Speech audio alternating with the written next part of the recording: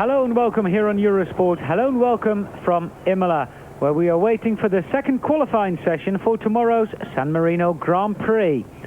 Ayrton Senna on the provisional pole position and Michael Schumacher alongside him on that provisional front row. But before the action starts, John, I think people are waiting to hear exactly what happened when Rubens Barrichello had a major shunt yesterday afternoon. Thank you, Allard. And well, first of all, I'm delighted, and I know everybody here at Imola is delighted to see Rubens Barrichello walking around the pits. He arrived about half an hour ago, and he looks extremely fit, very happy. Got a little bit of a cut under his nose, and that's the only sign you could tell of the enormous and very, very frightening accident that befell him in the very fast Marlborough chicane just before the start-finish straight. And in fact, when we watched that program, that qualifying session on Friday afternoon, we didn't really know what was the cause of the accident. We speculated it might have been mechanical failure, but on further investigation, and I've spoken to Gary Anderson in the Jordan team, to Eddie Jordan, and later we'll have a chance to talk to Rubens himself, although we understand that his memory of the incident is not entirely clear, and that's quite understandable, but it does appear to have been a driver error. And part of my investigation led me to find out on that lap, it was the quickest lap up to that point of any he had completed throughout the Friday sessions. And in fact, he was about 13 kilometers quicker at the point of the circuit that the whole thing started to go wrong. And quite clearly, it seems to have been driver error, but fortunately for Rubens, the security at that point of the circuit, plus safety car design, and the very, very prompt attention by Professor Watkins and all the medical people here at Imola, Rubens is here today looking, I would say, as happy with life as you could be. Ayrton Senna, a 1:21.548 he did yesterday afternoon. That's provisional pole position. This morning, Ayrton Senna was the quickest man yet again on a 1:22.0, and he was just over a tenth of a second faster than Michael Schumacher. Damon Hill was third, although Damon did not run any new tyres this morning, and Martin Brundle a very happy fourth fastest. Then Carl Wendlinger, more happy with his Sauber Mercedes than he was yesterday, and the fastest Ferrari, John, is Nicola Larini. So that was all this morning. If we go down the list of official qualifying, which has started actually, Ayrton Senna, Michael Schumacher on the front row, then Gerhard Berger and JJ Leto occupy the provisional second row of the grid, then Nicola Larini and Heinz-Harald Frentzen on the grid, and in seventh position is Damon Hill. And John, although it is much warmer than yesterday, it's around 28 degrees here today in Imola, I think if anyone could improve in the top 7, it should be Damon Hill. Well, certainly Damon's qualifying on Friday was disrupted by his trip across the grass, and there's another smiling face, but one that would prefer to be right now in his Ferrari taking part in qualifying. Jean Alesi, another injured driver recovering from his neck injury. He's not wearing the neck brace, and I'm sure his doctors will not be entirely happy about it, but he wants to show the people at Imola, he wants to indicate that I'm well on my way to recovery. I really want to be at Monte Carlo in 2 weeks' time. Well, that decision will not be made certainly until at least sometime next week. Alesi desperate to get back into Ferrari, and I suspect Ferrari desperate to have him. There we see Mika Häkkinen, who had a brake balance problem during the morning session. So Mika trying to improve on his qualifying. Currently in 8th position, just behind Damon Hill. So to complete the top 10, it's Morbidelli in 9th, and in 10th, Mark Blundell. 11th, Carl Wendlinger. 12th, Ukio Katayama. We just saw David Brabham go out on the circuit, and David didn't have a very happy morning. He had gear selection problems, but what was worse, John, he was sort of driven off the circuit by his teammate. Coming down into Ravazza, David on a quick lap, Ratzenberger basically looking to get out of his way, chose to go to the part of the circuit that in fact David Brabham had committed to. It forced Brabham off to the left onto the grass, through the gravel trap, across the racetrack, and finally coming to a rest the right way up in the gravel on the outside of the Ravazza corner. In fact, this is the part of the circuit it all went wrong, and rather embarrassing for the two Simtek Ford drivers. First of the top runners to be out is JJ Leto. There we see him in the Benetton Ford. Michael Schumacher in the Benetton Ford, going through that chicane that is blindingly quick.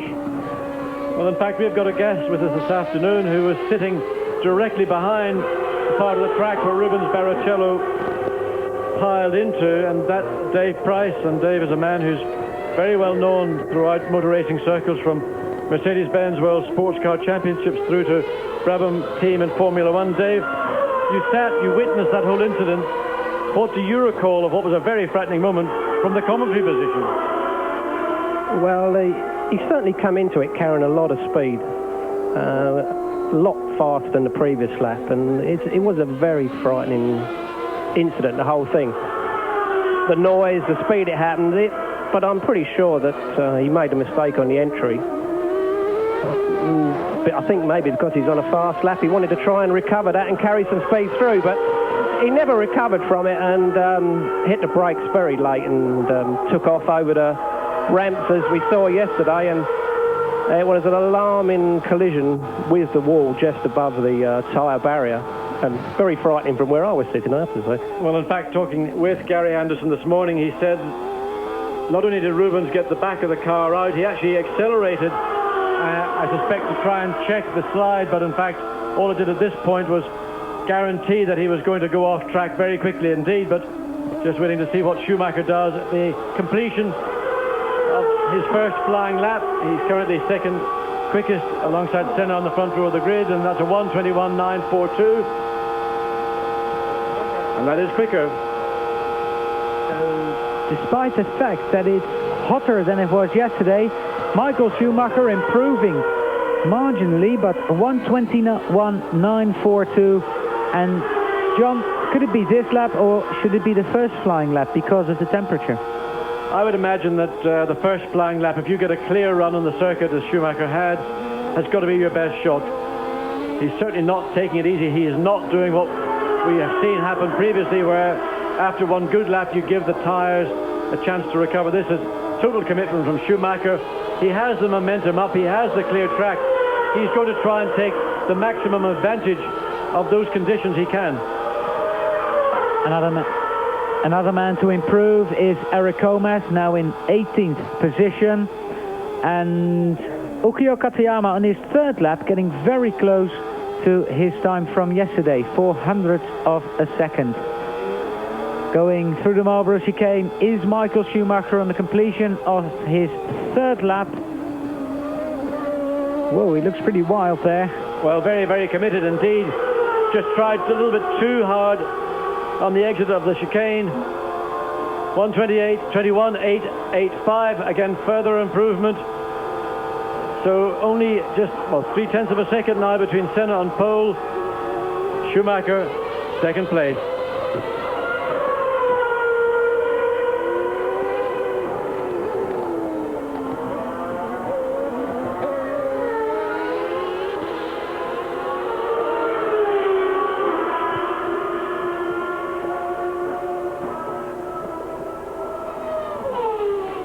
Mika Häkkinen improving to 1:23.588. That's an improvement in time, but not in position.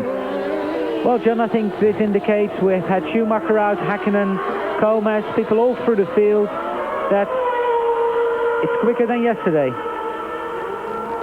Well, let's say Michael Schumacher has found basically 0.2 of a second.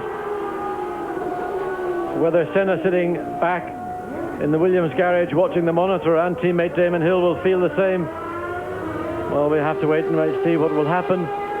But certainly taking advantage of a clear track from Schumacher and Benetton's point of view has been a good strategy. There's always going to be teams and drivers that like to linger and see what the form is going to be. Then they all go out at the same time, trip over each other and fail to go any quicker. And then, of course, the conditions were slower, John.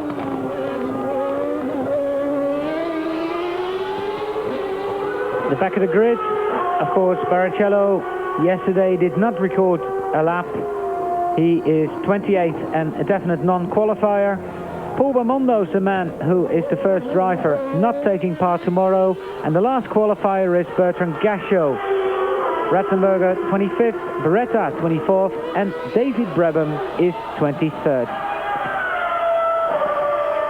Well, in spite of the heat, certainly we're seeing at the back of the grid reasonable improvements. And now looking back towards the front of the grid, Gerhard Berger, and he's got the latest version of the Ferrari. The code that they've given it, some obscure reason, is the 043. He had this engine for qualifying on Friday. Larini didn't. Berger has got a fresh one for this afternoon, and we suspect that Larini doesn't have one either. 22.113. The time on your screen is the time Gerhard Berger did yesterday. While we get Johnny Herbert, Christian Fittipaldi and JJ Leto all out on the circuit as well. And 2/10 away from Senna's best, and that, John, is closer than Gerhard Berger has ever been. And you could see just how hard Berger tried on the exit of the chicane. Opposite lock-on, and of course no traction control to keep it in check. A major lock-up. Left wheel coming into Rovazza. Those are shaving thousands of seconds away. Comas directly ahead of him. That's a distraction. But Berger absolutely committed to the limit. And a lot of honour with Ferrari resting on his shoulders, along with temporary teammate Nicola Larini. 22.678. And I suppose the time lost, we see it again here in replay. Well, that certainly contributed to it, but in fact, I think that he lost also quite a lot of time on the exit of the chicane, and that, along with the wheel lock-up, is just enough to well, what was a very good lap indeed up to that point, just destroy it.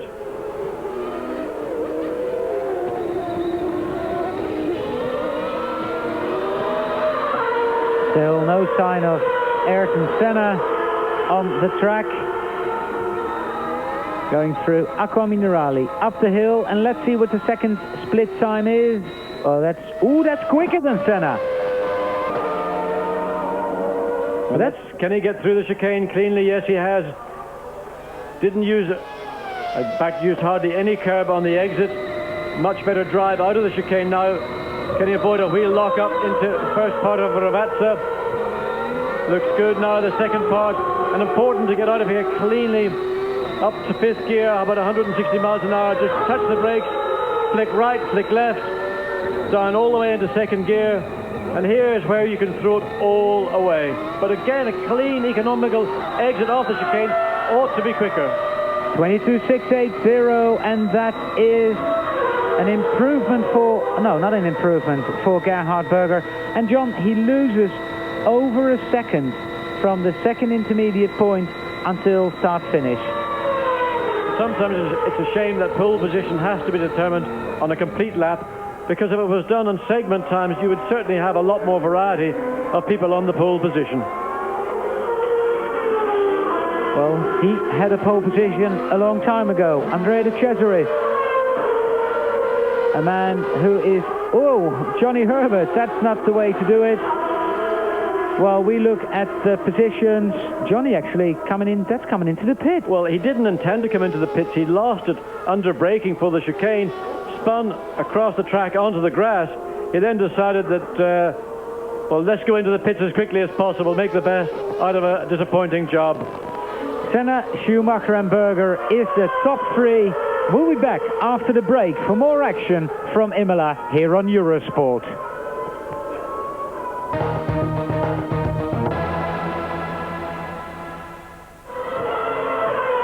Martin Brundle has completed his first flying lap. Martin back in 15th position on a 1:24.443, but no doubt he'll improve on that. Well, the irrepressible Nicola Larini, the man who, of course, stars in German Touring Car Championship racing with his four-wheel drive V6 Alfa Romeo. Very high-tech car indeed, and it enjoys all the electronic gadgetry that is now forbidden in Formula One.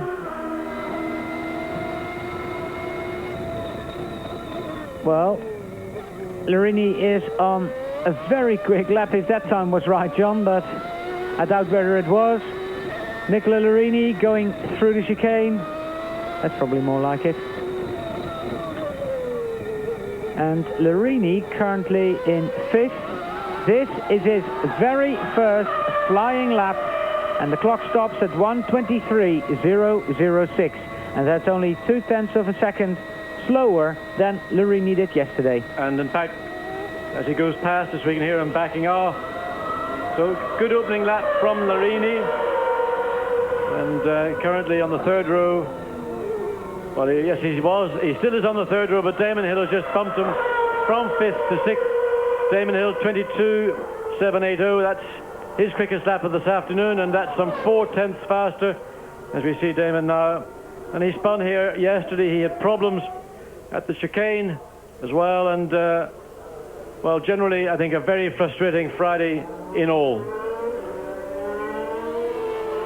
We'll follow in Damon Hill to the Acqua Minerale chicane, and the clocks are running, and let's see what the 42.892 of Ayrton Senna means to Damon. I think he's a little quicker. No, he's not.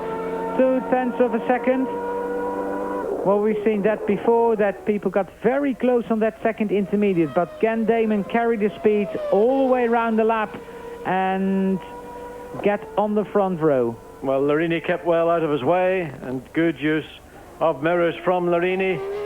And Imola, like any racetrack, can get extremely busy, and it's important that those that have had a fast lap and a clear lap allow those that are trying to achieve the same opportunity.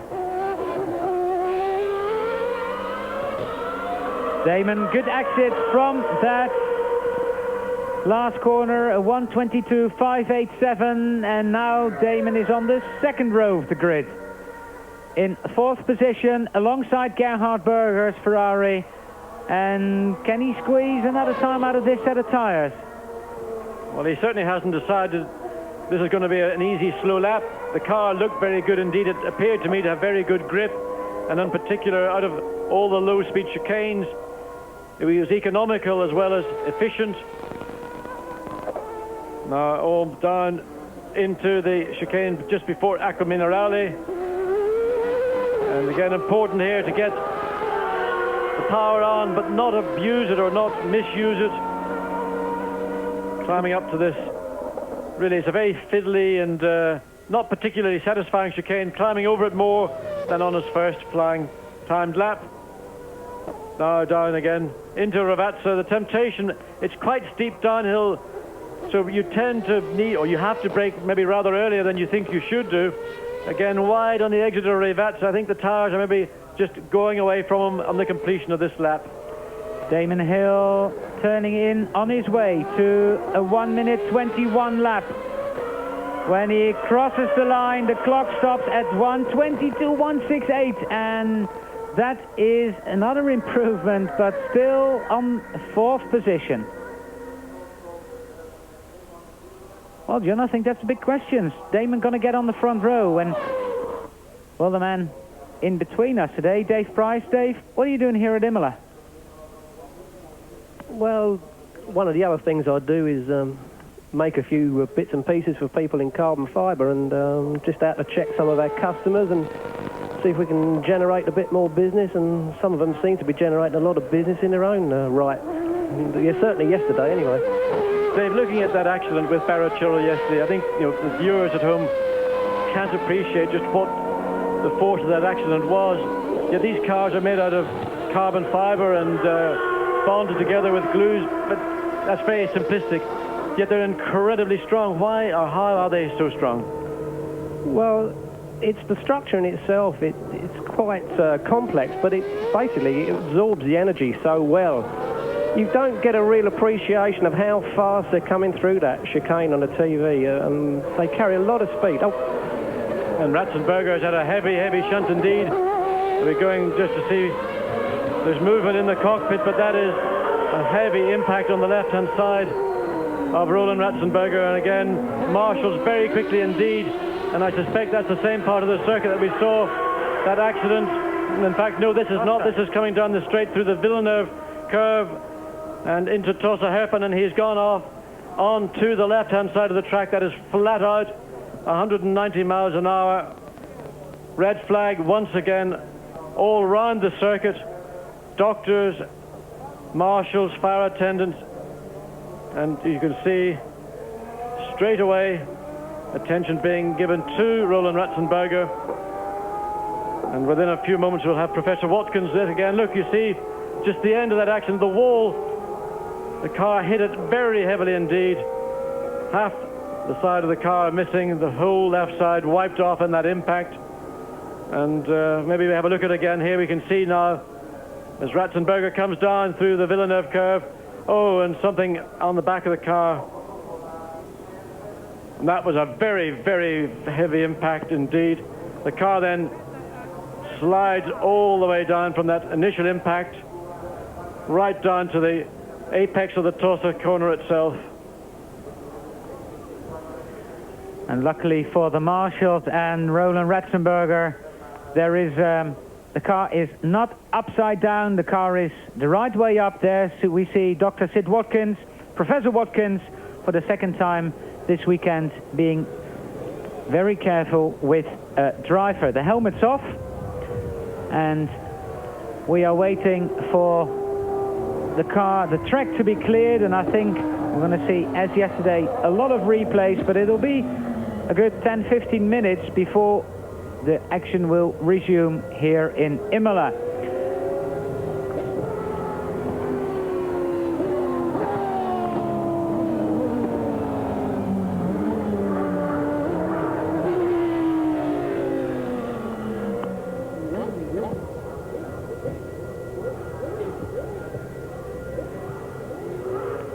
Well, the doctors are with Roland Ratzenberger. Ayrton Senna is still fastest. We haven't seen him on the circuit this afternoon. Then it's Michael Schumacher, 0.3 of a second behind.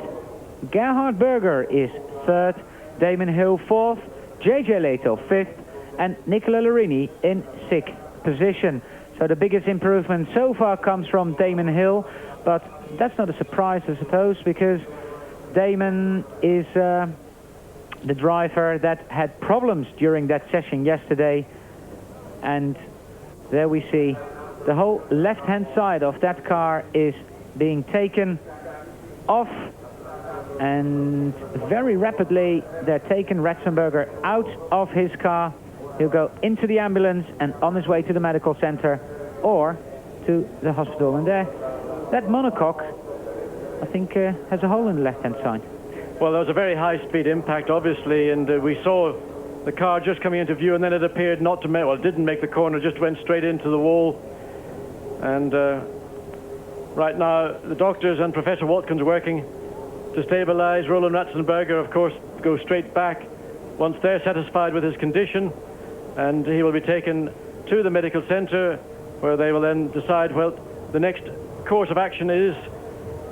But of course, coming down that straight, we've seen speeds in excess of 200 miles an hour throughout the 2 days here at Imola.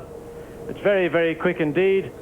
And in fact, I remember an incident very similar to that back in the early 80s in a Ferrari at Edmundorf at the same point of the circuit.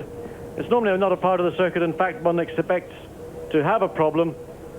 But that was a high-speed incident and a very heavy impact for Ratzenberger. So, there's no action here in Imola, and I don't think there'll be any action for the next 15 minutes. And there aren't really any pictures, so we're not seeing any replays there. The Simtech team, the boys, not very happy. They don't want to be filmed in the garage. Well, John, I think that's the worst. I mean, we're sitting here watching television, and that looks a frightening accident. But like yesterday, the Jordan team, and now the Simtech team, seeing your own driver and your own car going off at that speed, that is frightening. I think that the two accidents are very, very high-speed accidents indeed. Barrichello, of course, was more fortunate in that even though he hit a solid barrier, there were tire walls in front of that, and that, of course, again, dissipates the energy so rapidly. He also hit it sideways on, whereas in the case of Ratzenberger, he appeared to hit it very much more acutely. So different accidents and different speed ranges. This was a much higher speed again, because at that point of the circuit, as you've said, the car's certainly exceeding 200 miles an hour, and the Simtek Ford certainly would have been doing somewhere in the region of 190, 195, and really very little opportunity for the speed to be dissipated. Here we watch again. You just see to the left of your screen the car, and then something at the rear of the car. Seems to be already out of control, John, when he comes into the picture. Yes, there's something appeared to fall onto the ground. Now, these situations are very difficult to judge. It may have been something lying on the track, in fact, as well. It's, you know, until it's possible to go back and examine the car and examine the part of the track and the impact point, it is impossible to speculate what might have been the cause. But that was unquestionably an impact of immense speed, and the distance from when it all went wrong to the wall might be 100 yards or maybe less than that, but at the speed you're traveling in a current Grand Prix car, you hit it extremely heavily. Well, with nothing happening on the circuit, I think it's I would think it's a good time to go for a break, actually. With the second Simtek driver, Roland Ratzenberger, being attended to. There we see the big runoff area at the end of that straight, where that's the runoff area for when your brakes fail. But the part where Roland lost control of his car, there's not really more than a bit of grass and a concrete wall.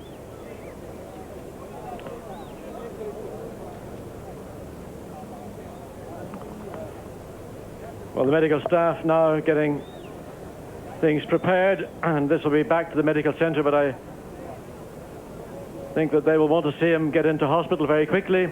And there is a medical helicopter here. In fact, at every Grand Prix it is mandatory to have 2 medical helicopters available at all times in the event of an incident where a member of a team or a driver has to be transferred by helicopter to ambulance. They will have to have a second helicopter in situ to enable and allow proceedings to carry on. I think I would kindly ask our directors back in Paris to, or the producer back in Paris, I should say, to leave these pictures and go for a commercial break while we are waiting for Roland to go to the medical center or to hospital and the session to be continuing, because there's nothing happening on the circuit. Well, of course, all their debris from a car and the kind of impact. But Dave, looking at, we were just talking about, in fact, the safety of the current carbon fiber Formula One chassis. In that car, as heavily damaged as it is, the basic integrity of the car has remained in very good shape indeed. And I mean, can you explain why it is that carbon fiber does something that, let's say, aluminium or metal would not do so successfully?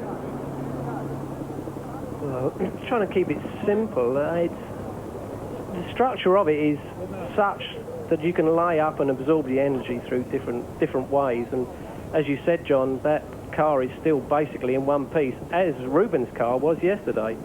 And I think, as we said last night, if this had happened in an aluminium car 10 or 15 years ago, the accident damage to these guys in them would have been far worse. I mean, to see Rubens walking about this morning was as a delight, really, the level of the impact yesterday.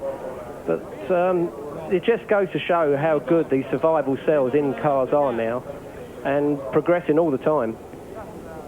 We will try and bring you news of Roland Ratzenberger's condition as soon as we get it into our commentary booth. We're going to have a break here on Eurosport, and we'll be back shortly with hopefully more action from the Imola circuit for second qualifying for the San Marino Grand Prix.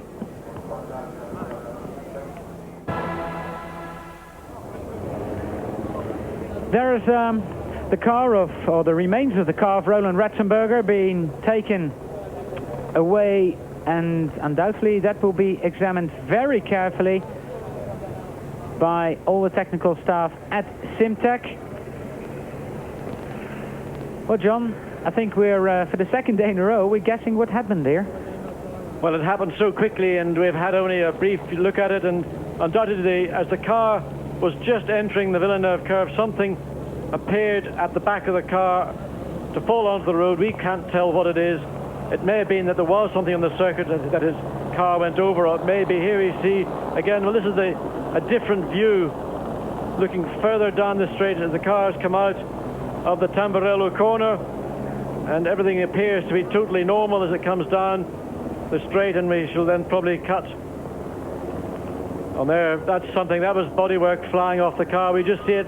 Let's go back again. We can see that's more like, was that part of the wing, or is that just part of the side pod of the bodywork? It's I reckon it's either the side pod or maybe the bodywork, the engine cover, John. But it looks very much like a side pod. Certainly something has come off that car, and that is what has caused the incident to commence.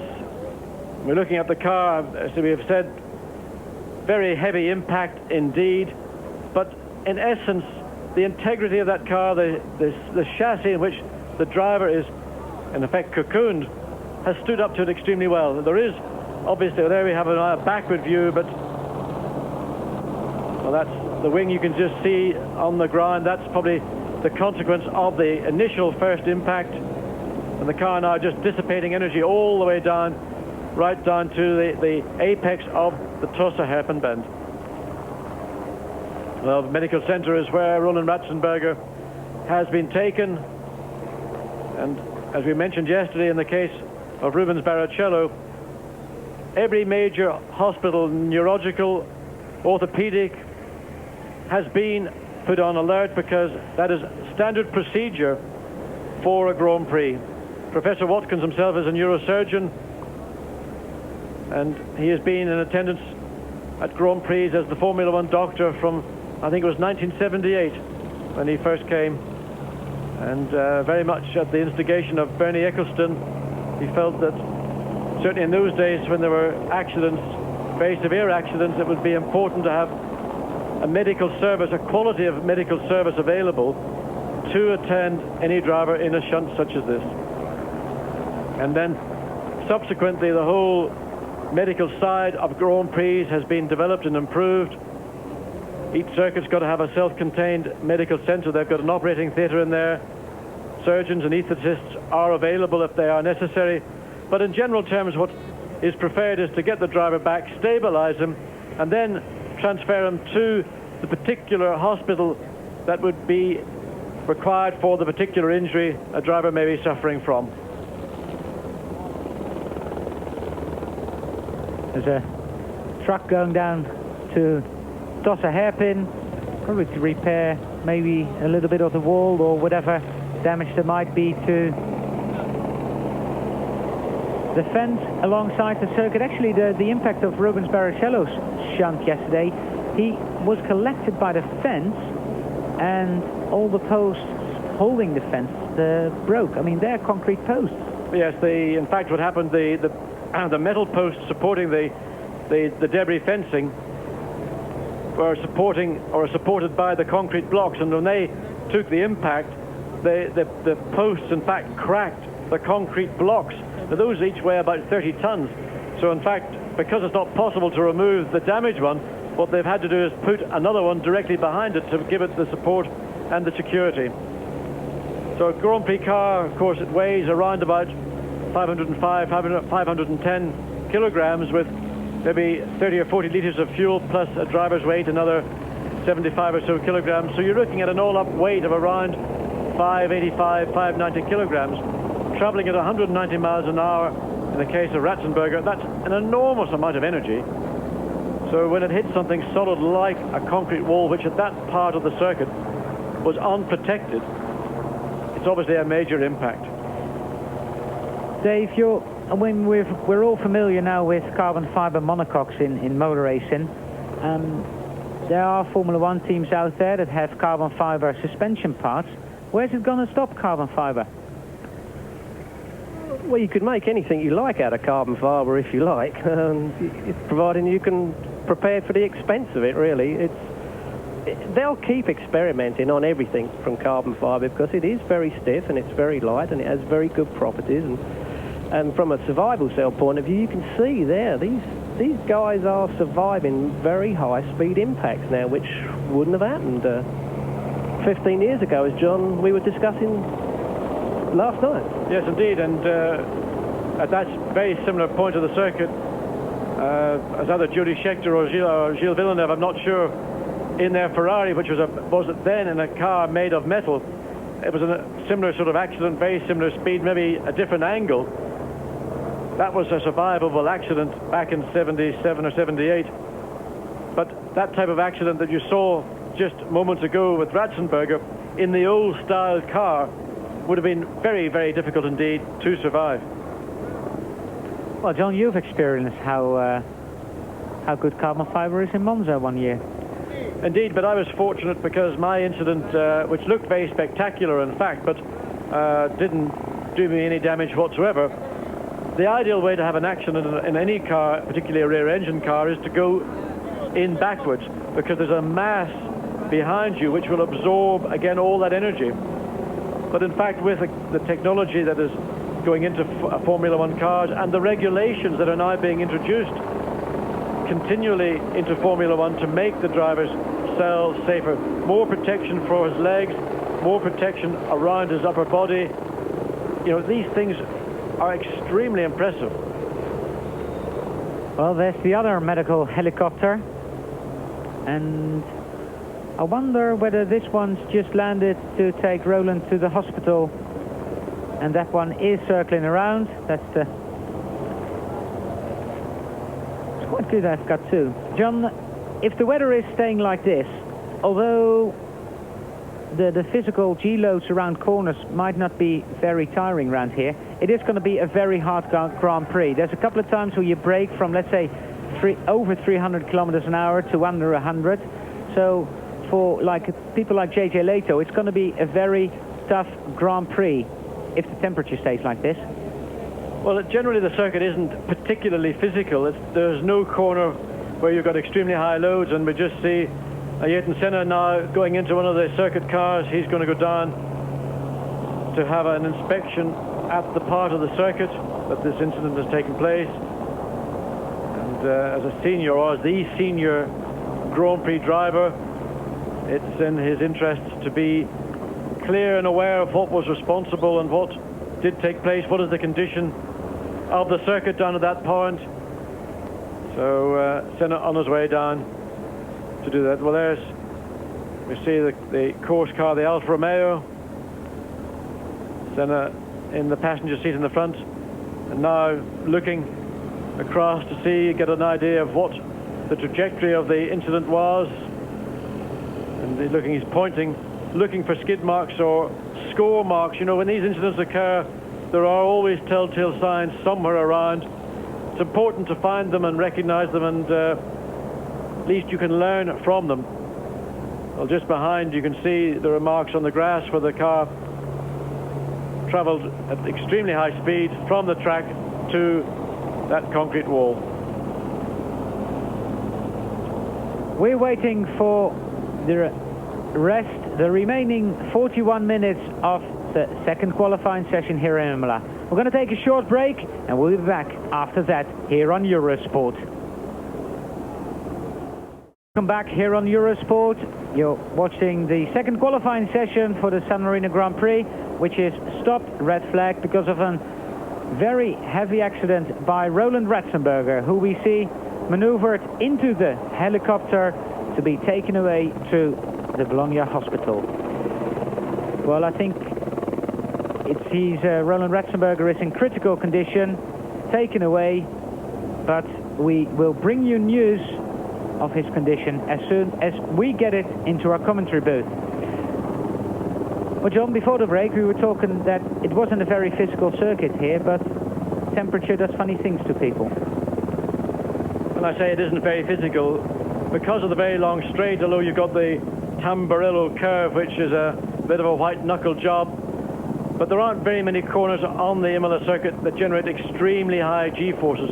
You've got G-forces from heavy braking. Now those are very high, up to 5G under braking into Tosa hairpin bend.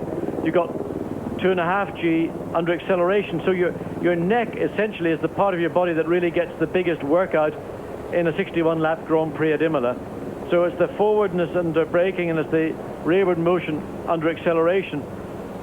But the only way that you can strengthen your neck and become a physically fit racing driver in relation to neck performance is just get into the car. The more driving you do, the better your neck will cope with those conditions. Looking over the paddock area here at Imola, and if we turn the computer to page 2, we have not been given a time the green flag will be shown. Now, John, during the commercial break, or actually just before, we saw Ayrton Senna go to the scene of the accident.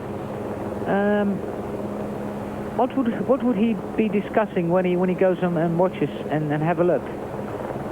Well, I think he would want to go down and just have a look at the area itself to see to understand, in effect, what happened. I mean, I'm sure that Senna was able to watch the repeats as we've been doing here in our commentary position from within his garage, but he would like to see physically where the incident took place, if he can learn anything from it, to see what damage there has been done to the concrete wall at that point, and also just to ensure that then the point where the car came to stop, which was the hairpin bend itself, is there oil in the track, is there fuel, water, what is there? As the senior driver these days in Grand Prix racing, while he hasn't got the responsibility, it is something that he would certainly take upon himself and would want to go and see and be assured that when the qualifying session recommences, that as satisfied as the stewards are, and Roland Brunserauder is in charge of this race meeting, Senna himself wants to know that he is happy also. The grandstand full of people waiting for the session to continue. We've had now some 20 minutes, just over 20 minutes of no cars going round. There's 41 minutes and 20 seconds to go in this qualifying session. Well, John, I think the most difficult thing for a driver now, for any driver in the pit lane, and maybe David Brabham in particular, is to go out and try and get pole position. Well, in fact, Senna himself said after Barrichello's accident, I just didn't feel right, I didn't feel motivated, I didn't want to commit myself. It was just an uncomfortable feeling, and of course, being fellow Brazilians, and Rubens Barrichello is an extremely popular personality in motor racing, and there's a very close association in team personnel between Williams and the Jordan team, and in a sense, I think Senna looks upon Barrichello as being his little baby brother. The fact that Rubens would want to be out there and snatch any points away from Senna he possibly could, in fact, isn't an issue. And Senna again went down to the medical center when Rubens was receiving his attention, just to see how he was and to give him his reassurance and best wishes for a very speedy recovery. And in fact, that recovery has been so speedy. We have seen Rubens walking around just before the start of this session, feeling very fit, bearing in mind what was, for him, I think the biggest accident he's probably had in his career. Just saw Clay Regazzoni saying hello to fellow Swiss Mario Ilian of Ilmor Engineering, building the Mercedes engine, and Mario actually building a very interesting engine for the Penske team, John. It's a Mercedes engine, and it's a very interesting one, specially designed for the Indy 500. Yeah, they have regulations which allow pushrod activation of the camshaft, only one camshaft, but you're allowed a bigger cubic capacity and a higher boost pressure. But of course, it's the new Ilmor engine here this weekend, which is now designated Mercedes-Benz. That is the focus of interest, and they've got a pneumatic valve V10 and also a changeover to Marelli Magnetti ignition system.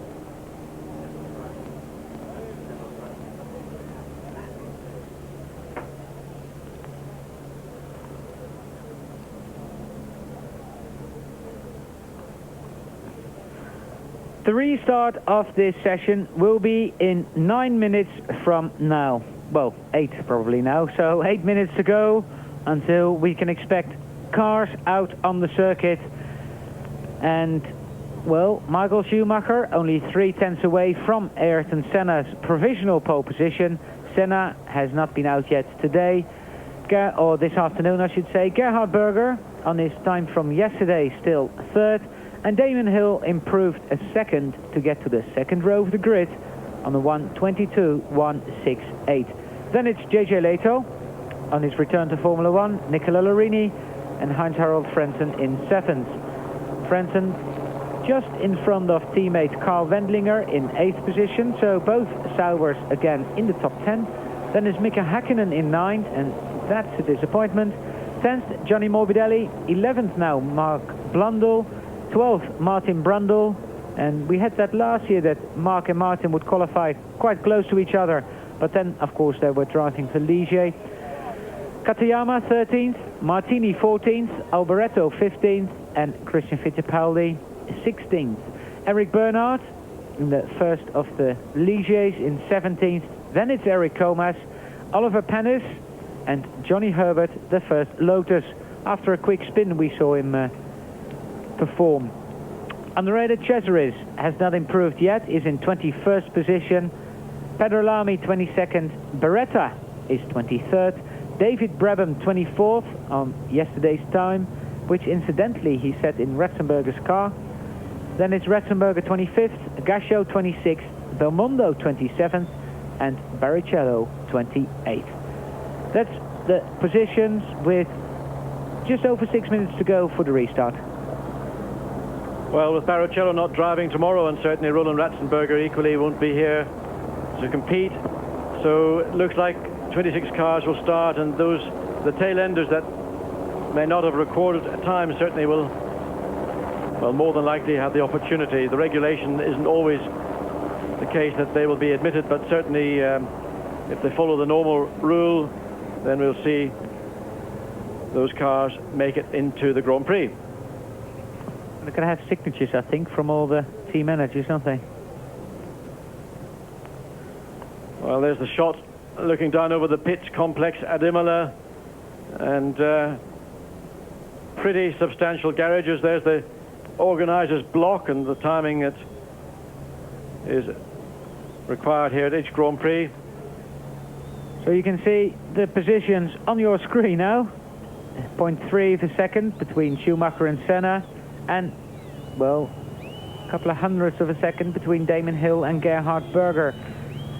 JJ Leto and Nicola Larini, a tenth between those two, but Larini already nearly 1.3 seconds slower than Ayrton Senna's 1:21.548. There we see positions 7 through to 12, and Häkkinen in 9th is 2 seconds slower than Senna. And John, we've had a very close midfield bunch lately in Brazil and in Ida in qualifying, but here it seems a bit more stretched. Well, I think part of the trouble is that everybody is scratching for the most speed they can gain down the straight, running the cars in a pretty low downforce configuration. It makes the handling of the car both tricky and to some extent maybe inconsistent. There'll be a lot of low-speed understeer entering a corner, and then that changing into a bit of oversteer on the exit of a corner.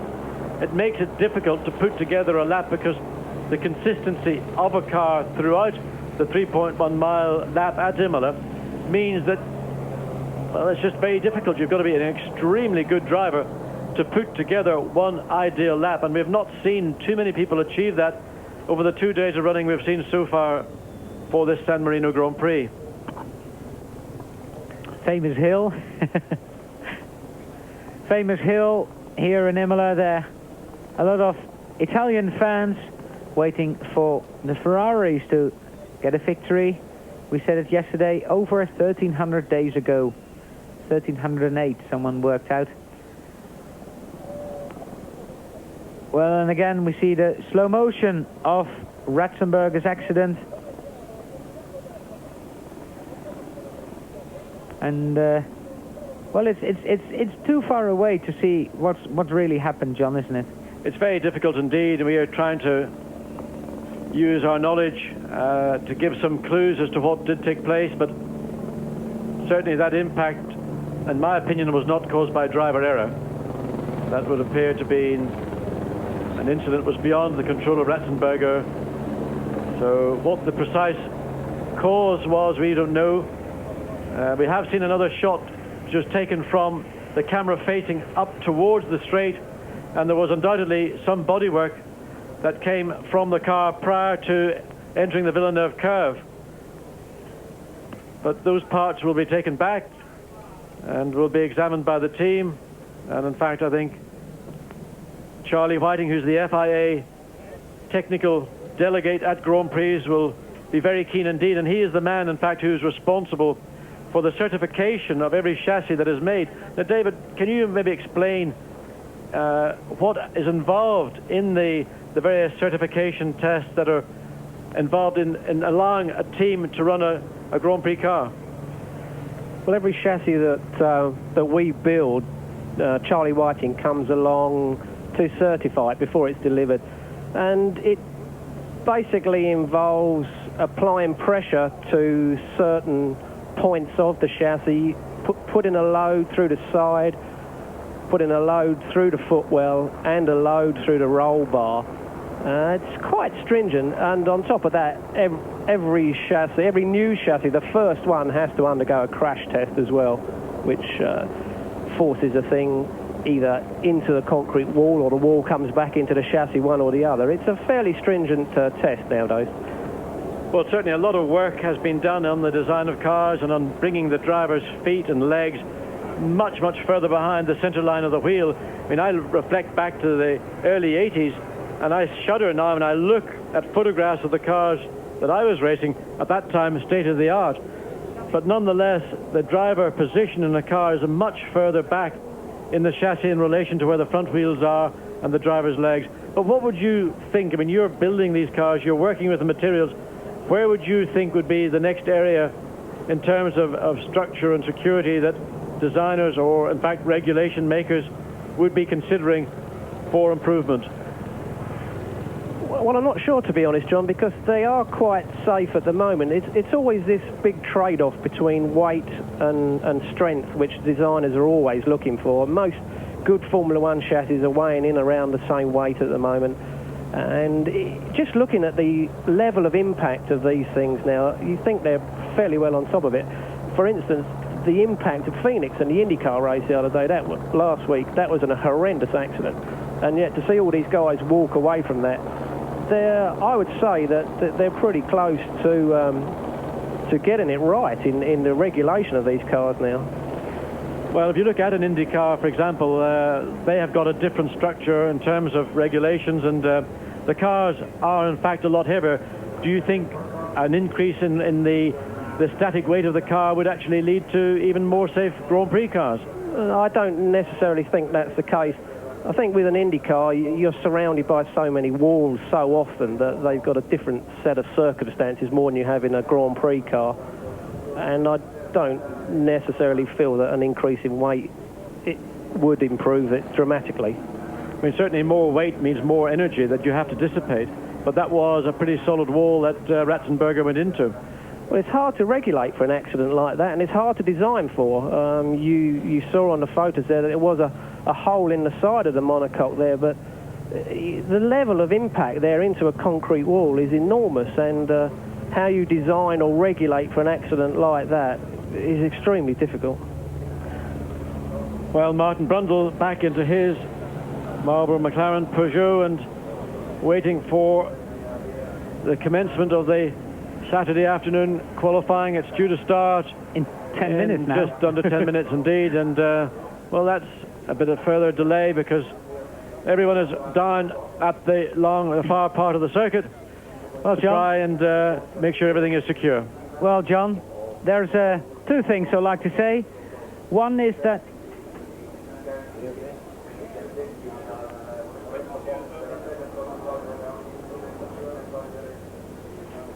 so just under 10 minutes to go for the restart of this second qualifying session. The session will continue without any Benetton. The team has taken all their gear away from the pit wall, just outside our commentary booth. Apparently, JJ Leto said, well, I don't want to go out anymore today. And so the team said, well, let's pack up, get ready for tomorrow. But I'm very happy to have in my commentary booth Rubens Barrichello. Rubens, how are you? Yeah, I'm feeling great. I had a scare moment yesterday But the good thing is that I don't remember when I went to crash on the barrier. I can remember exactly where I was before it, and I was taking care about the car. The car was going sideways, but then I pressed the brakes, and then I can't remember anything. I just remember afterwards in the medical center when Senna was alongside me and saw Geraldo, and you see something going on. But it's okay, really. I feel good now. I feel good to be alive and to be here, really. And just I wanted to drive today, but I couldn't. So I go to Monaco for sure. Are you going to someone like Willy Dungal in between now and Monaco to get ready for Monaco? I don't know. I'm going back to England and stay there a little bit. I have to get a week for my arm, for my nose. That it's a little bit broken. It's a piece broken inside the nose, and but I feel good. I feel really good, and I hope to be running the car on Monday or Tuesday in Nogro, place close to where we're going to Monaco, and then be sure that I can be good for Monaco. Now, apart from a little broken nose, as you say, and a bruised, is it a bruised hand? Yeah, and a bruised hand with something. A cut on your lip. That's all you have, isn't it? Yeah, that's all I have. It's amazing. And if you look, I looked to the video this morning, and then I felt really bad. Before that, I was feeling okay, and when I saw the video, I said, "Oh my God, what did I do?" And it was that feeling, really, because was everything going okay, perfect. The car was really good. I was going to do a 23.5 on the first lap, and it was really good to be on that position at the moment. But then suddenly I lost, and then I just came on when I was in the helicopter with Senna before the helicopter. But I'm really feeling very good to do another Sambadinha as I did in the podium the last time. I'm looking forward to do it again in Monaco. You have your new teammate for this weekend, Andrea De Cesaris. What's he like to work with? He's very good to work with. He's a very nice guy. He's getting used with the car, with a gearbox that he never drove a semi-automatic gearbox, so he's getting used with those and things like he has quite a lot of pressure here to go well, and so that's not a very good situation to start Formula One again. But I think he's going quite well. I hope that he does well for the team. I'm not there, so he has to do good for the team now. Anything you want to say to your friends back in England? So I want to say that we have Samba when I go back there. Prepare something good for me, go boys. See you there. Bye-bye. Thank you very much for coming in, and wish you a very speedy recovery, and see you in Monaco.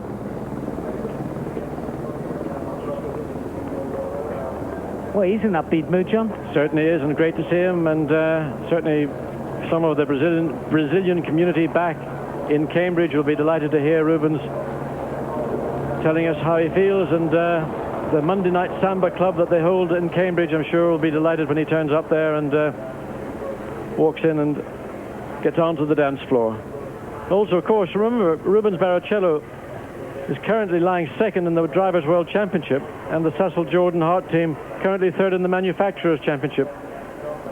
Well, it's all on Andrea De Cesaris' shoulders now for this weekend, John. Actually, Andrea, I mean, a very experienced Formula One driver, and, well, something is definitely leaving that car. Well, I think we can look at it over and over again. I also think we sort of should see it frame by frame, and I like to see a shot, that other shot we saw before when we saw something flying through the air. Could have been a side part, could have been the engine cover. It also, someone down in the paddock said it could have been the left front wing. Well, whatever it was supposed to be on the car. Well, at this kind of speed you're attaining at this part of the circuit, and any part of the aerodynamics or bodywork going wrong, even going back to Gerhard Berger, 89, before he entered into Tamburello corner, the car appeared just literally to go straight on, and that was actually caused by a failure in the front wing and got trapped under the car. It lifted the front of the car up. He had no steering, and that was one of the most frightening accidents that I have certainly ever witnessed. And Berger really, again, miraculously stepped out of it. Well, didn't step out, but was turned up 2 weeks later. He had a small burn mark in the back of his hand, and I think chipped bones, and that was about it. So, well, you see, there is something that just as the car passes under the bridge. John, someone actually walked in here and said, don't quote me on it, but I am not so certain the left front wheel is attached fully to that car. And I don't know whether we should see another replay of it, but well, it's just impossible to tell. I mean, we're looking at pictures which are the same as our viewers have at home. We don't have any other variation on this incident. We've seen some that have been taken looking up towards the hairpin bend rather than up towards the straight, and all that information. And in fact, there are independent handheld cameras all around the circuit, so I'm quite certain that we will see at a later date more information as to what in fact did cause the incident to commence, and put together the reasons for that very, very violent accident that involved Roland Ratzenberger. Well, here again we saw, now watch, there's something flies up as the car goes out of picture. Something then flies up to the top right hand side of your screen. Well, there it is. You see, just midway on the right hand side of the screen, blue with white, and that is some part of the bodywork. Now, whether that's the bit of the bodywork that forms the engine cover or whether it's the side pod, it's impossible to say, but certainly that did come from Ratzenberger's car.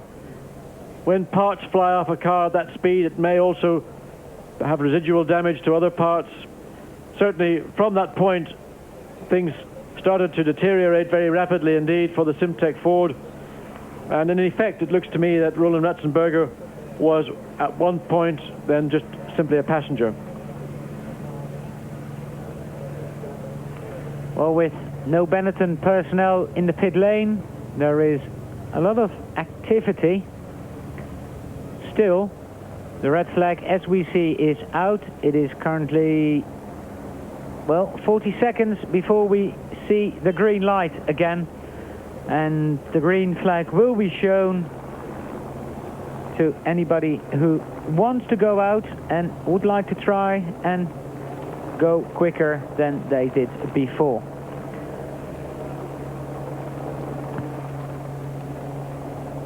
So 41 minutes and 20 seconds remaining of this session as soon as it restarts. So 2/3 is still there. Martin Brundle ready to go in his car.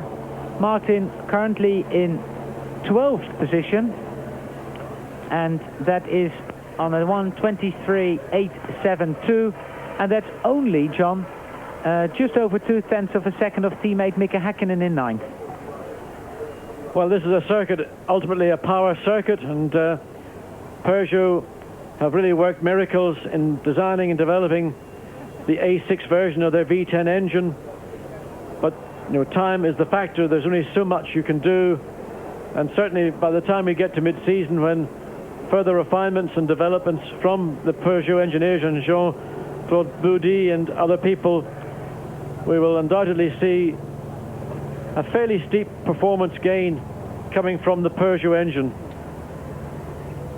The McLaren chassis, of course, appears to work very well, and when you watch Mika Häkkinen in particular, he certainly makes 100% or almost more use of that car.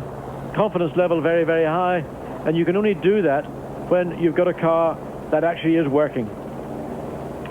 The Williams cars both in the garage. Well, Ayrton Senna, I think, John, would it be safe to say that Ayrton would only go out if someone bumps him off that pole position? And with Benetton not running, as far as I can understand, that chance is fairly slim. So maybe we won't see Ayrton Senna out at all. I think these situations are very much down to the individual teams and members of that team. They make that decision. a driver can certainly express a view, and teams may well decide to go along with that.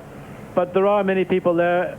This is a Grand Prix weekend. It is very important indeed for them to get the best out of the time remaining.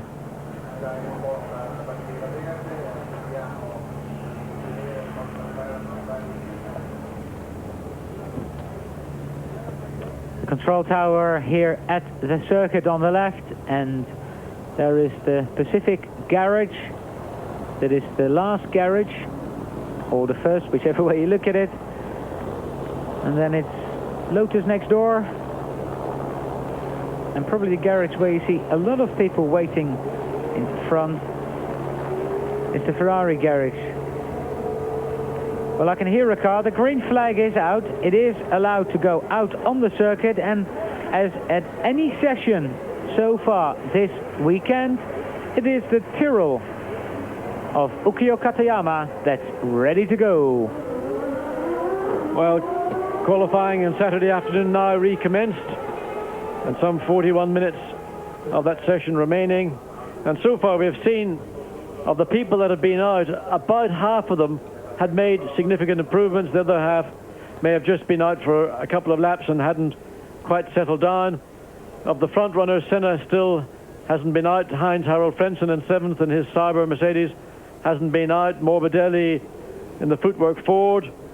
Michele Alboreto in his Scuderia Minardi, and Eric Bernard in the Ligier. Those of the top 20 runners that have not yet seen the circuit this afternoon. So after a 50-minute delay, we're back on the circuit, and there's two marshals walking across. I don't think they realize the session started. They'll realize pretty quickly as Kia Katayama decides that they should not be there, and in fact it's rather lackadaisical that marshals should wander across the track once the track is under green flag.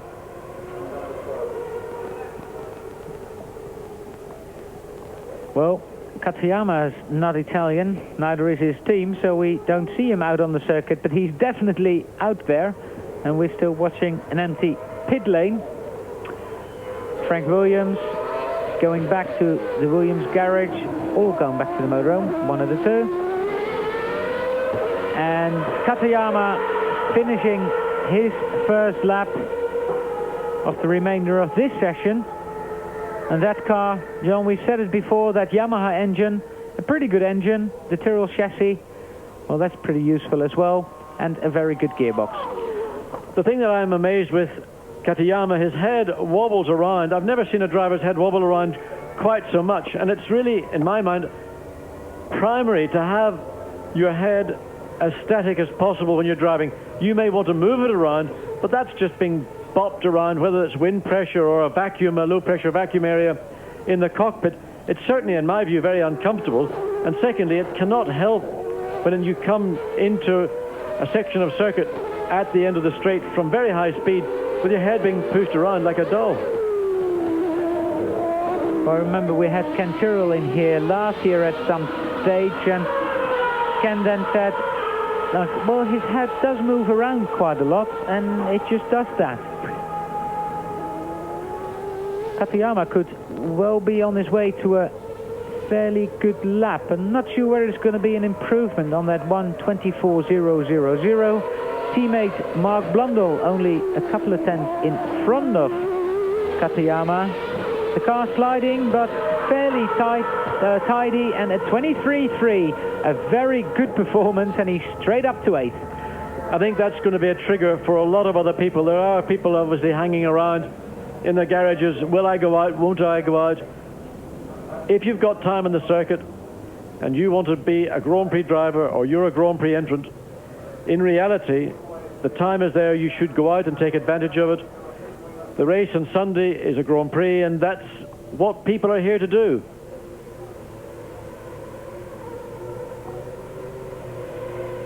Well, coming down now to one of these sort of tricky and fiddly chicanes. Many years ago there was no chicane before Acqua Minerale, but the approach to it got to be so fast that that was deemed to be the most prudent step to take. Still a difficult corner, the actual Minerale corner itself, but when you rush down the hill without a chicane, it was interesting. Katayama still riding with him. He's a little bit slower now than he was on the previous lap. And there's more and more drivers out on the circuit. Johnny Herbert's out there. Christian Fittipaldi just leaving the pit lane. And Katayama starting what is going to be his 8th lap of the afternoon. 23.343. That's fairly close, but a little bit slower. There's Johnny Herbert. The team waiting for the new Lotus 109. And basically the team is off the pace. Well, also with the Mugen V10 Honda engine, a much more difficult engine to install and basically to control, a lot taller, a lot longer, and essentially quite a lot heavier, although the weight did get reduced during the course of '93 when the footwork team ran the engine. They did manage to develop a few lighter components, but compared to the Ford HP engine that Lotus ran last year, the installation of a longer, taller, heavier engine only exaggerates any problem that you might have had with that Ford HB. Johnny coming onto the straight, and the time is going to be a 26.3. And that's not nor an improvement of his best, nor a very reasonable time. He's in 20th place at the moment. The good thing about that package is, John, that it's very reliable indeed. Johnny's had 2 7th places so far this year, and, well, with a bit of luck, that could have easily been a point or two. And in fact, in Autosport, one of the British motorsport periodicals, weekly periodicals, there's a thing called the Fantasy Grand Prix, and ironically, Johnny Herbert's been scoring pretty heavily for a lot of people, and that includes fantasy.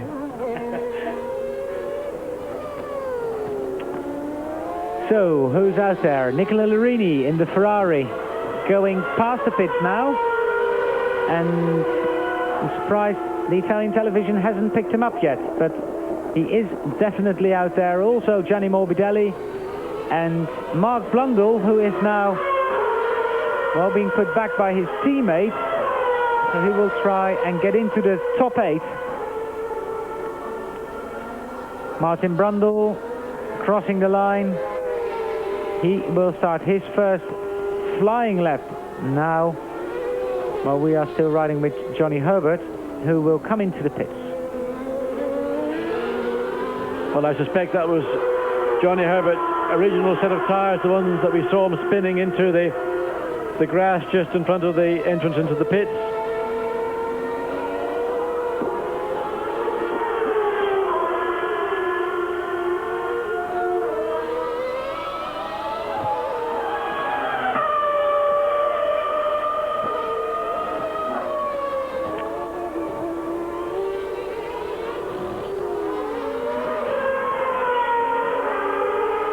So Mika Häkkinen is trying to improve on the 10th position he's in at the moment. Also teammate Martin Brundle is out on the circuit, and this is Mika's first flying lap, and he's making the track very wide indeed. And that lap just 0.4 of a second off the improvement we already had this afternoon, and running extremely wide on the exit of the Tamburello corner as we go back to Nicola Larini, and you can see the front of the car just pushing away as he came through Acqua Minerale. That's called understeer.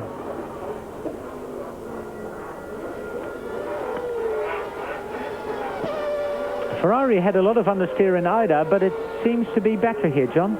Well, they've been doing a great deal of work on revised front suspension as well as major aerodynamic and bodywork changes to try and find the balance, the mechanical and aerodynamic balance that is absolutely vital.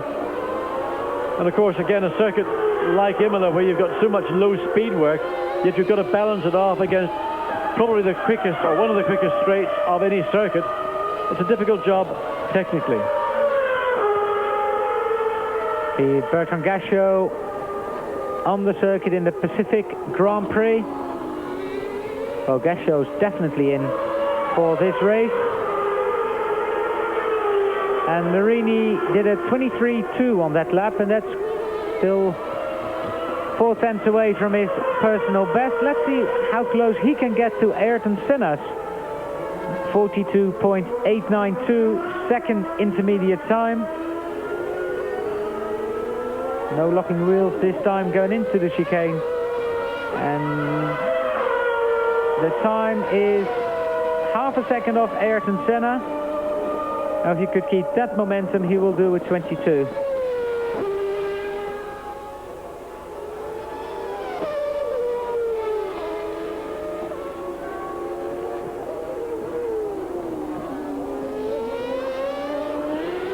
Well, John, it's a long lap round Imola. The circuit is quite long, and there's quite a few drivers also this morning that never run the allocated amount of laps.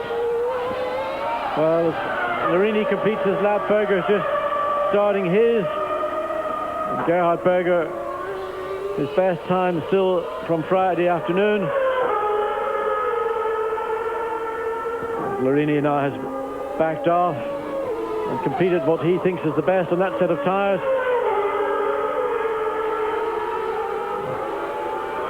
Gerhard Berger, of course, have been very upset that his fellow Austrian Roland Ratzenberger was involved in that accident. But these are issues, unfortunately, that have to be put behind a Grand Prix driver. He's got to be able to cope with incidents like that and get out and do the job he chooses to do. 3 tenths off Ayrton Senna, but ooh, there's traffic ahead of him again. There was Pedro Lamy in the Lotus and now also a Minardi, but that went out of the way pretty good. So Gerhard Berger turning in and on his way to, well, I don't think he will be able to beat the 1:21.885, but it would be half an hour earlier wake-up call if he'd get it on the front row here, John. Well, everybody here at Imola would love to see one of those 2 Italian Racing Red Ferraris on the front row, whether it be pole or the front row. I think they would go for either. The Gerhard Berger 22.445, 3 tenths slower than he achieved on Friday, so this is now his second flying lap. It is possible that he can certainly snick 2 or 3 tenths off it, but whether he can make it to 21.884, which is what he would need to demote Michael Schumacher from the front row,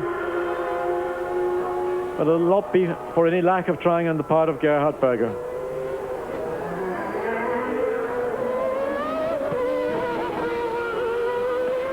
Again, watching that, lots and lots of understeer coming through on power through Acqua Minerale.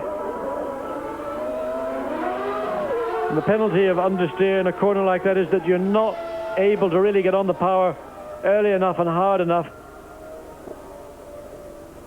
But the car does appear to look more controllable and more comfortable to drive in the lower speed parts of this Imola circuit.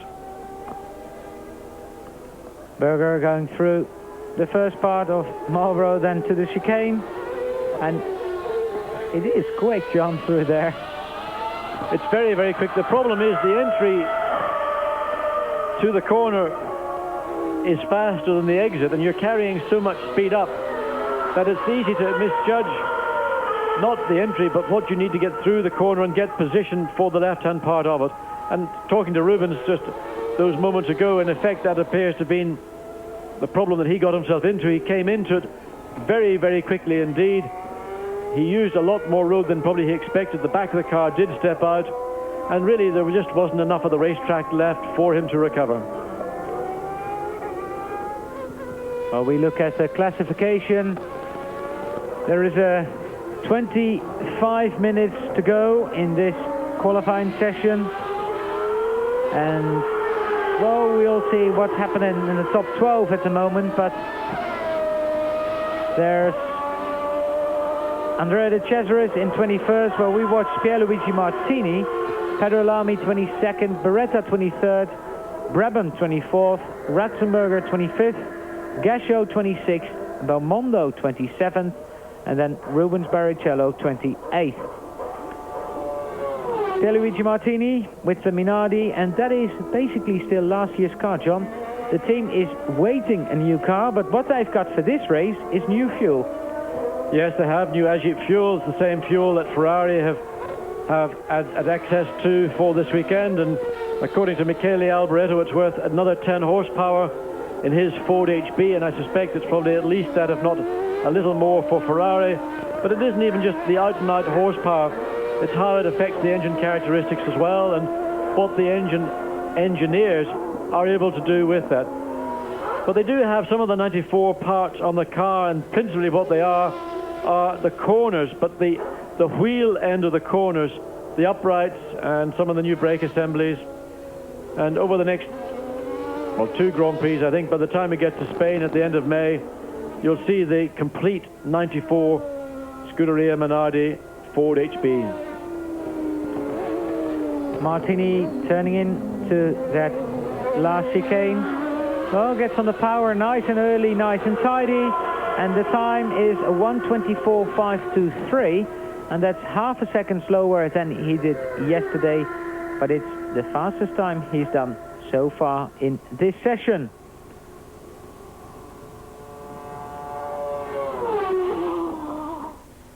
Well, Dave, you've worked in many forms of motor racing. Any chance of you getting back as a team manager, or as you're still the head of FOTA, Formula 3 team owner or something? Not if I can help it, Allard. I'm quite happy doing what I do at the moment. The Formula 3, being the chairman of the association, keeps me quite active, and it keeps me in touch with all the new guys that are coming through and hopefully will make their way into Formula 1. And as you can see, and as you know, a lot of guys come out of the British Formula 3 Championship and are here today. Barrichello is a classic recent example. A couple of years ago, Eddie Jordan came in and joined us, and he's been a bit of a talent spotter in his time, and he keeps a database at home in which he logs all the young drivers that are showing promise, and hopefully he gets them under contract before anybody else. But Dave, you've introduced a few stars, and one of the most famous of them must be our Nige. Yeah, it's my greatest claim to fame, I think, John, actually, is Nigel. Everybody seems to remember me for bringing Nigel onto the international scene in '79 when he drove for me in Formula 3. Not a fantastic year for him or me, I would have to say, but he certainly went on from strength to strength, and you can't deny what he's done recently. He's certainly the best. He's developed into the best, even if I didn't think he was then. So the track, John, seems to have gotten a little slower. We don't see many drivers improving anymore. Well, here's a local boy, Gianni Morbidelli.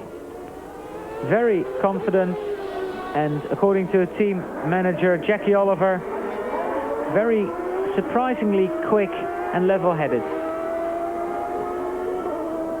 Well, Arrows Grand Prix International and their car, the Footwork Ford, have really had a bit of a result this year. They've got 2 young drivers who've turned out, I think, they've exceeded expectations, and certainly in the case of Morbidelli, he was maybe seen more as a filler than a serious driver in his own right, and they're delighted with the choice, and 2 young lions can only be very positive for a team, and Footwork is that team.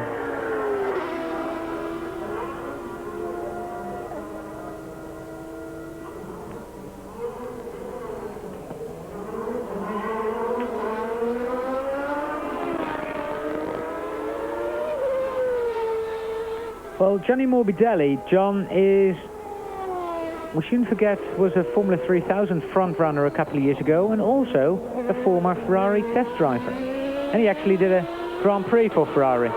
Did a very good job for Ferrari in the very late last-minute stand-in role.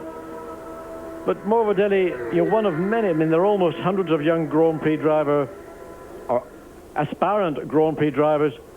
But Dave, going back to this thing about talent, how today, as a team manager, do you recognize something that is maybe that little bit more special than the average. As I said, there's probably hundreds who aspire to being a Grand Prix driver, but did you actually recognise in Nigel Mansell, or when you come to a Grand Prix, can you say, well, that particular driver, in my mind, really has got all those qualities? People that claim to be able to do that, I'm not quite sure how they do that, John. It's very difficult to notice those sort of qualities. Obviously, the guys that are quick from the beginning of their career will generally carry that through until they're in Formula One. But as we said earlier, I didn't notice it, particularly in Nigel, and that was a big mistake, wasn't it? But it's not just being fast in a car today that's important, it's the ability to understand the technology and make the technology work for you. And that's something that, let's say, Michael Schumacher, who you worked with at Mercedes-Benz, would have seen. Conversely, it's claimed, going back to those days of the Mercedes sports car team, that Heinz-Harald Frentzen, in fact, was in sheer speed terms faster.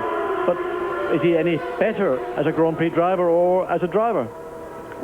No, well, I was there the day we ran 3 guys for the first time at Ricard, and yeah, Heinz-Harald was very fast, and Michael was very erratic on the day, but you could see something there that ultimately, when he gathered himself all together, he would be very fast. But I still don't really know what it is you can see in them. It's just a bit of a gut feeling, I suppose, and, you know, Eddie follows these guys through their careers, and you have to look at these guys all the way through their careers, from Formula 3 through 3000. You can't just suddenly notice them when they get to Formula 1, and I think that's where Eddie scores over the other guys. So really that database he keeps at home is guarded like his crown jewels? Yeah, I think his database is called me, actually, because most of the time he's on the phone.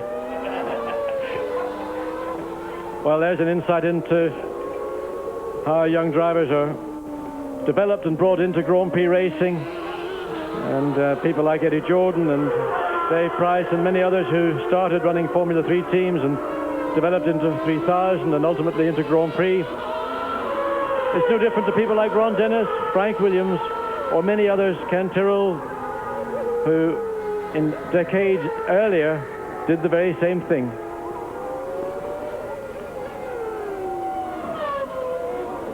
Looking at the top of the list, there's still no sign of Ayrton Senna on the circuit.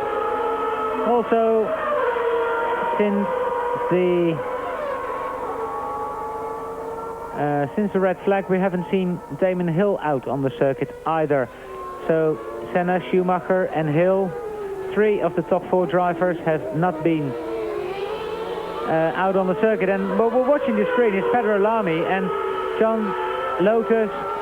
They're all very nice people. They're probably very knowledgeable as well, how to set up a Grand Prix car, but this doesn't seem to be handling very good at the moment. It really looks a bit of a handful indeed for Pedro Lamy, and there is a young driver who competed in Grand Prix at the end of last year for Lotus, and you know, I don't know Pedro particularly well, but the little I've seen, he's the kind of driver, in my view, that who needs to be in a team where he gains confidence, and he's got, you know, that very warm feeling of a team around him. But, you know, confidence comes in different forms. Some people have got it almost to the point of arrogance, and, well, Andrea de Cesaris having a little moment. Camera happened to catch it, Andrea. But going back to Pedro Lamy, he's the kind of person, I think, who would benefit from being in a structure, first of all, where the car was maybe a little more user-friendly, but secondly, where the general feeling and care that, let's say, a more Latin-based driver seems to need. Nicola Larini, and that's probably a new set of tyres he's on his 9th lap, and this is his first flying lap out of the pits. And it would be good to run a stopwatch on this car to see whether Larini can improve on what is best, but he's backed off, it seems to be. Well, this is de Cesaris' moment, getting over the curbs, bit of a tank slapper, and very lucky indeed not to kiss the barrier. And Andrea, I think, would have felt very sheepish indeed if he went back to the Jordan team and said, well, the rear wing stuck up at the back of the circuit, the rest of the car's okay.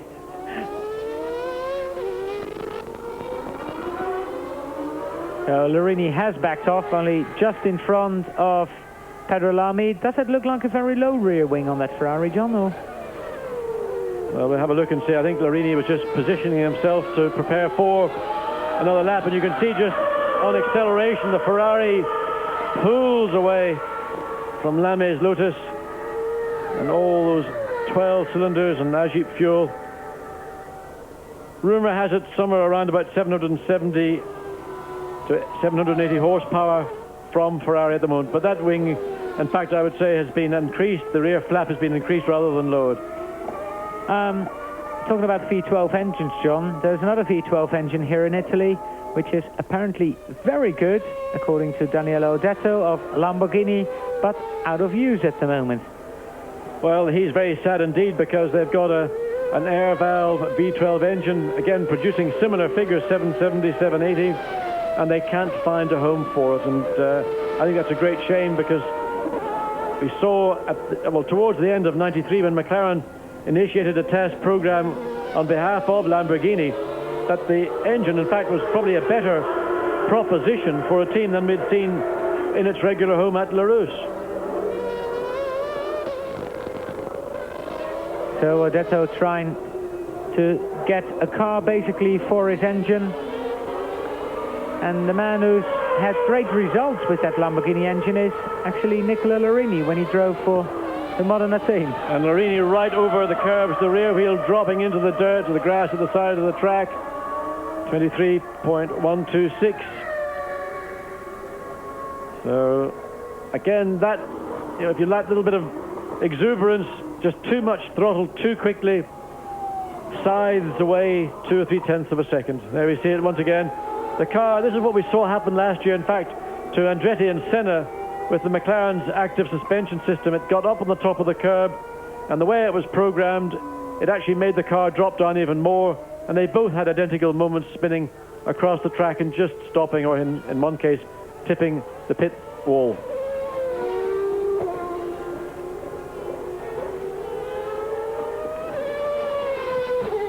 So looking down to Acqua Minerale, as Larini makes his way back to the pits. There's a McLaren just ahead of him.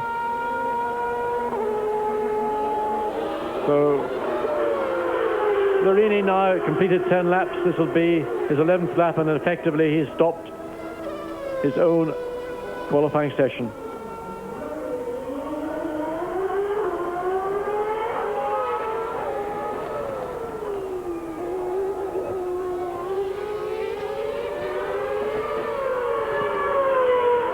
McLaren, Mika Hakkinen coming onto the straight. Martin Brundle has improved to a 23.858, and Mika has improved to a 23.588 today, but both, well, 10th and 13th. And while we are watching Mika, there's also out on the circuit again Ukyo Katayama. Well, he's got a couple of laps left, and he's not too far away from the third row of the grid, John. Well, I think the Tyrrell team, Katayama in particular, have done an outstanding job, and this is a power circuit, and in the past Yamaha have taken more probably than their fair share of criticism, but it isn't always just an engine. An engine is, you can have the best engine in the world. Look at Renault, they've got 2 teams. They've got Williams on pole position, and you've got to go all the way down to 17th place for Eric Bernard and the Ligier with an identical engine. So the engine is only one part of the equation. Well, Ukyo Katayama, his best qualifying position is 10th, and that was in Brazil this year, 27th of March. So he could better that by 2 if he stays where he is, or could even improve on that. Whoops. Well, that was just a little diversion. Hakkinen catching up to Belmondo. He didn't know what Belmondo was going to do. And again, that's just a fraction of a second or so distraction for Hakkinen, who's improved to 8th position. Katayama down in 9th. A 23.140 for Mika Hakkinen. And he's got 2 more laps to try and improve on that. That was pretty manful of Hakkinen. He had distraction. That would have taken a couple of tenths, I think, or certainly a tenth of a second off that improved time. As we go back to Mr. Katayama, wobbly head and all.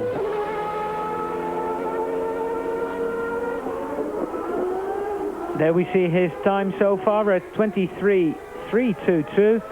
And if we go, for instance, to Heinz-Harald Frentzen in 7th, that's a 23.119. So that's not an unreasonable target, I would say, for Katayama. Of course, that's Frentzen's time from Friday afternoon. He's not gone out to qualify this afternoon. In the meantime, Katayama, with the Harvey Postlethwaite designed Tyrrell and the latest version of the Yamaha's V10 engine, and an engine developed in conjunction with John Judd in Rugby, and John Judd here with the Yamaha engineers looking after the two Tyrrells. Mark Blundell down in 12th position. Blundell had a very short Pacific Grand Prix in Ida when he spun at the first corner. Well, it looked rather like a sympathy spin, in fact, because of the incident when Senna got gently tapped in the rear by Mika Hakkinen, and all the traffic on the left-hand side of the track really was very severely compromised. Whoa, big slide for Ukio Katayama there. Little man, but big heart.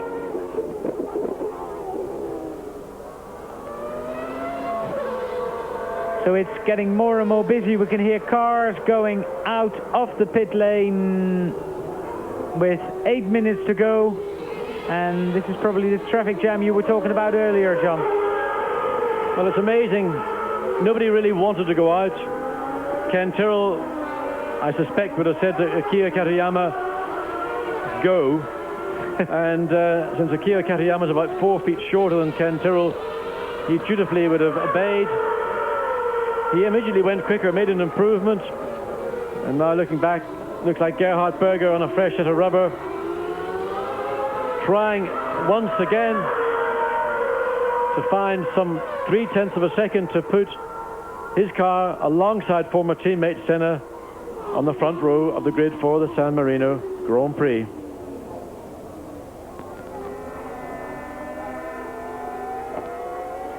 Applause all around the circuit for the Ferrari and for Berger.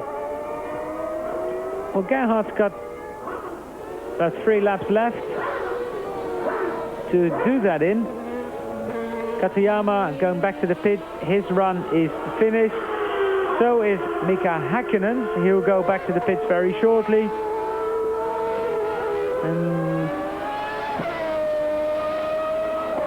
well, we're riding with Gerhard Berger, and that's always a good picture. Looking into the cockpit, you see the rev counter, and it revs so quickly. In fact, I think it's almost impossible for a driver to use the rev counter in the way it was intended. And most engineers' cars have now got a series of lights in the driver's eye line, and it is those lights that he takes as the signal point to change gear. You see there's a soft, the middle, then the hard, and that relates to the engine rev limiter. And in the short gears, as soon as the first light comes on, you change gear. In the longer gears, say 3rd and 4th, wait until the second light comes on, and then in 5th, wait until the 3rd. And that's about the only way I think it is possible to accurately judge the maximum RPM.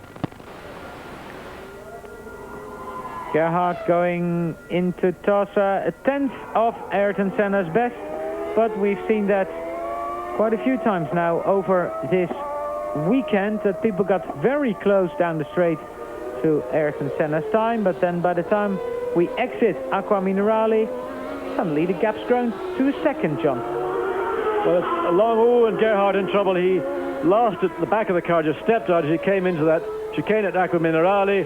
He very sensibly chose not to try and recover, but just to go straight across the grass. And quick thinking on the part of Berger, no damage to the car, just damaged pride. And again, another lap lost. He is on his 10th lap. He will have one remaining timed lap when he makes it back. Let's watch from the overhead shot coming downhill. He turns in the back, just suddenly gets away. He decides there's grass, I'll take to it. So that's the kind of decision you've got to make on the hoof. That's the kind of decision Rubens Barrichello would have had to have made yesterday afternoon. Sometimes you get it right, sometimes you don't. We see it's the car just getting away from Gerhard. Gerhard catching it, but going through the grass. Well, with that little indiscretion, still a 1:34.9 for Gerhard. Sand off the tires, and off he goes again. Well, those tires would have cleaned up on the remaining part of the lap, but it just has cut by 50% his chances of getting onto the front row of the grid and knocking Michael Schumacher, currently you see there second, back to the third place. So the top 6 gone through your screen, with Nicola Larini still in 6th position. Then it's positions 7 through to 12, with Katayama his best qualifying performance so far. And they're 13 through to 18. Brundle, that must be a little disappointed for him to be 13th, but then he's not too far behind teammate Mika Häkkinen. So there is 24, David Brabham, and that's the last we see of these classifications so far. And Gerhard Berger, who's nearly completed a lap, and there we see the time. That, well, I think that's a very good lap. Looks good so far. It's just this last dash up across 22.226. What a shame. Just a 1/10 of a second off his best on Friday, but still 4/10 away from that second place.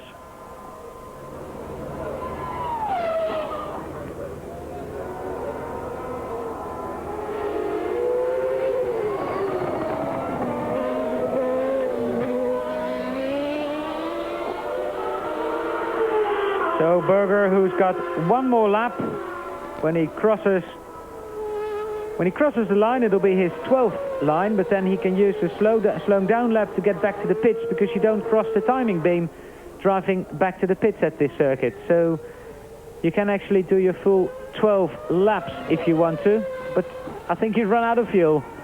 Well, he's pulled off just on the exit of Acqua Minerale, and so any opportunity of continuing is, that's it. Maybe just fuel. The marshals now are very anxious to get that car to safety somewhere a little further away from the exit of the corner. If a car certainly spun on the exit of Acqua Minerale, the natural trajectory would take it to approximately where Gerhard's Ferrari has come to a rest, and that is never a good thing.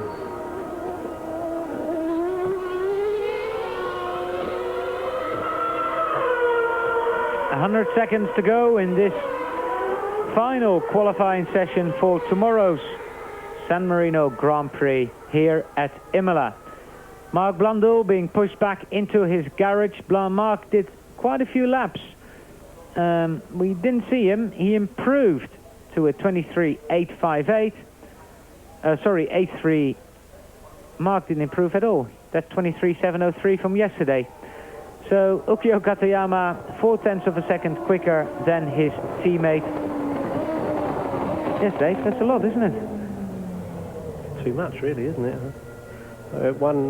I suspect Mark may have had a small problem there, because I would have thought Mark would have been a lot closer there. He certainly was yesterday, and he certainly seemed quite confident last night when I was speaking to him, but something seems to have gone amiss, because as you say, he's done an awful lot of laps this morning and not really found what he was looking for. Well, Gerhard Berger responding to the cheers from the fans, the Tifosi, but this very severe accident that occurred much earlier in the session for Roland Ratzenberger, coming down towards the end of the straight. Car just went straight on, hit the concrete retaining wall at very high speed indeed, and the car ends up all the way to the apex of the Tossa hairpin band, and the car certainly traveled 150 meters after the initial impact. The checkered flag is out. People that are on their last lap can, of course, continue that lap. And then we have the grid for tomorrow's Grand Prix with his 65th pole position, and the third of the season, Ayrton Senna will lead the field away. Well, I'm sure Williams and Senna are looking for third time lucky. They've had disappointment in the first two Grand Prix. The pressure that Benetton put Senna under in Brazil resulted in Senna spinning. He then was taken out in the first corner when Mika Hakkinen unintentionally tapped him in the rear. And the dream start to the dream team has not been such a dream, but at Imola, with the nature of the circuit and the intense work that has been going on within the Williams team to find a more comfortable and a more consistent handling chassis aerodynamic balance, well, this could be the place that they start to reap those dividends.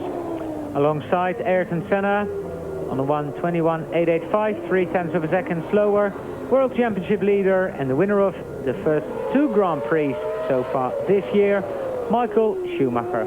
Gerhard Berger will start on the second row of the grid. Alongside him, Damon Hill and JJ Lehto, fifth position on his return to F1. And that door will be closed for the rest of this day, because that's the entry to the Simtek pit garage. Actually, John, JJ Lehto qualifying fifth, that's his best result ever qualifying for a Grand Prix as well.